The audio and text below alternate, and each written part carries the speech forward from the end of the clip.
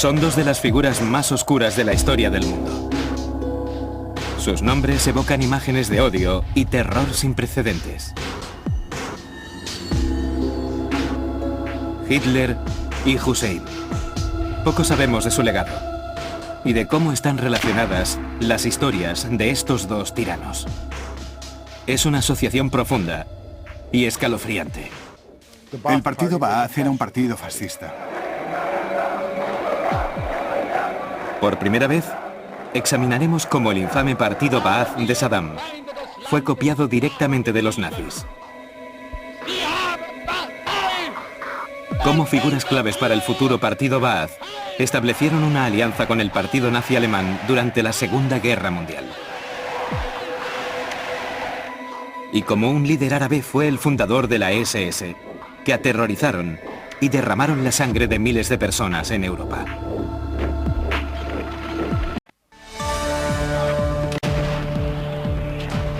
Marzo de 2003. Las fuerzas norteamericanas y aliadas atacan Irak.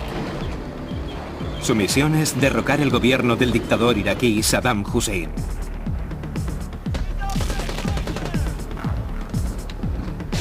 Tres semanas después, derrotan a las fuerzas armadas iraquíes.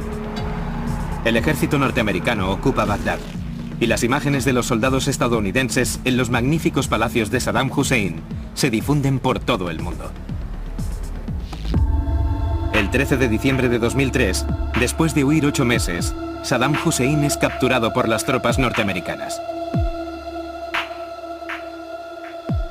Con una larga barba y los cabellos enmarañados, es difícil reconocer al hombre acusado del asesinato de miles de sus propios compatriotas, un tirano que torturaba personalmente a muchas de sus víctimas. ¿Cómo consiguió Saddam Hussein llegar a la cima del poder en Irak? ¿Quiénes eran los ba'athistas, el partido que controlaba a Saddam? ¿Qué pretendían conseguir? Poco se sabe, pero la terrible realidad es el movimiento ba'athista. Su organización y sus métodos estaban inspirados directamente en el partido nazi alemán.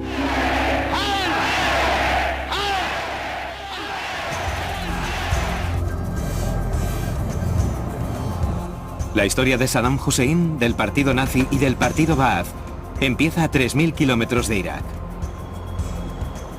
Arranca en 1930, en la capital de Francia, París. Allí, un joven sirio llamado Michel Aflouk estudia en la Universidad de la Sorbona. Más tarde, Aflouk funda y lidera el partido Ba'ath y se convierte en una de las influencias más importantes en la vida de Saddam Hussein. Michel Aflouk es hijo de una próspera familia sirio-libanesa. Siria es una colonia francesa y es costumbre entre los ricos enviar a sus hijos a estudiar en Francia. La experiencia llevaría a que muchos jóvenes sirios admiraran la democracia francesa. Pero no a Michel Aflouk.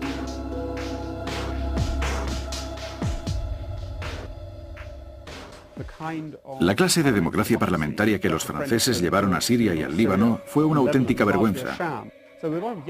Había muchos jóvenes en el Líbano y Siria que veían que la democracia parlamentaria que se practicaba allí era una farsa. En 1930, Europa es un hervidero de revolucionarios políticos. El continente sufre una alta tasa de desempleo y es terreno fértil para las ideologías extremistas. En Alemania, el partido nazi sube al poder.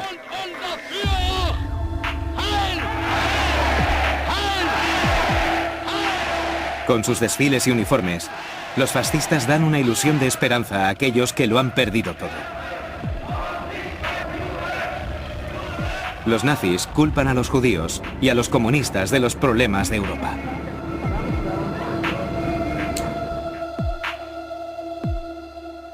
Michel Aflouk se siente atraído enseguida por el partido nazi. Hitler promete a Alemania que solucionará el injusto legado de la Primera Guerra Mundial. Su promesa impacta con fuerza en Aflouk, que cree que los árabes han sido vergonzosamente maltratados por los británicos. Durante la Primera Guerra Mundial, las tierras árabes forman parte del antiguo Imperio Otomano. En 1914, el imperio declara la guerra a Rusia, aliada de los británicos y los franceses, y unen sus fuerzas a las alemanas. En respuesta, los aliados declaran la guerra a Turquía. Los británicos, a través de su famoso agente Lawrence de Arabia, prometen a las tribus árabes que si luchan contra los turcos y los alemanes, después de la guerra serán un gran estado árabe independiente, desde Siria a Yemen. La guerra acaba con la derrota de los alemanes y el Imperio Otomano. Pero en 1919, en la repartición de territorios de la posguerra, los árabes aprenderán una dura lección en la guerra política.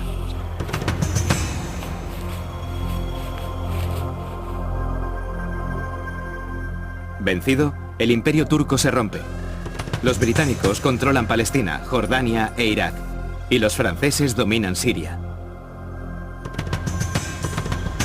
Ignoran sus promesas a los árabes, preocupados porque un Estado árabe controlaría el petróleo mundial. Para agravar la herida, los británicos prometen a los judíos una tierra propia en Palestina, sin consultar a los árabes residentes en el territorio. Vimos emerger un fuerte movimiento nacionalista árabe en Oriente Medio que alcanzó una gran extensión, promovido por la campaña británica para acabar con el Imperio Otomano. Simultáneamente también ayudó la causa del sionismo. Más tarde veríamos que los efectos de promocionar conjuntamente esas dos ideas alcanzarían tanto a los británicos como a la política de Oriente Medio. Para los jóvenes nacionalistas árabes como Michel Aflouk, el engaño de los poderes coloniales al mundo árabe es una amarga traición. Ahora, casi 2 décadas después, Aflouk cree que los árabes todavía pueden obtener su independencia, pero solo si se unen. Aflouk adopta el modelo político de un hombre, Adolf Hitler. Aflouk regresa a Siria y con sus compañeros de ideología empieza lo que llama un círculo de estudios. Aflouk y sus asociados organizan numerosos mítines por todo el país y lentamente construyen el movimiento Ba'ath. En árabe, Ba'ath significa resurrección. Michel Aflouk era maestro de la escuela en el Líbano. Era un fanático nacionalista árabe. Y en los 40 empezó a organizar el partido Ba'ath, el Partido Árabe de la Resurrección, que unía a árabes de ideología nacionalista del Líbano y Siria. Como el partido nazi, el partido Ba'ath ve el establecimiento de 2 grandes poderes, especialmente de Gran Bretaña, Francia y Estados Unidos, como el mayor obstáculo para sus proyectos. Con Hitler, Alemania demuestra que puede derrotar a sus enemigos, intimidar a otros países y crear su propio destino. El partido Ba'ath sigue el ejemplo de Hitler en el mundo árabe.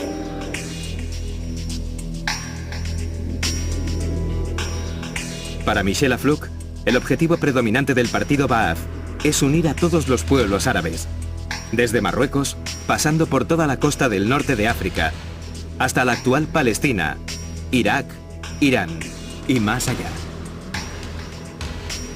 El partido Ba'ath gobernará sobre este vasto territorio, creando una única y poderosa patria. El partido Ba'ath se centraba principalmente en los problemas nacionales para unificar o crear la nación árabe. Creían que el mundo árabe debía de ser una sola nación-estado y había que eliminar las fronteras señaladas en los años 20 por los británicos y los franceses y formar un gran estado árabe.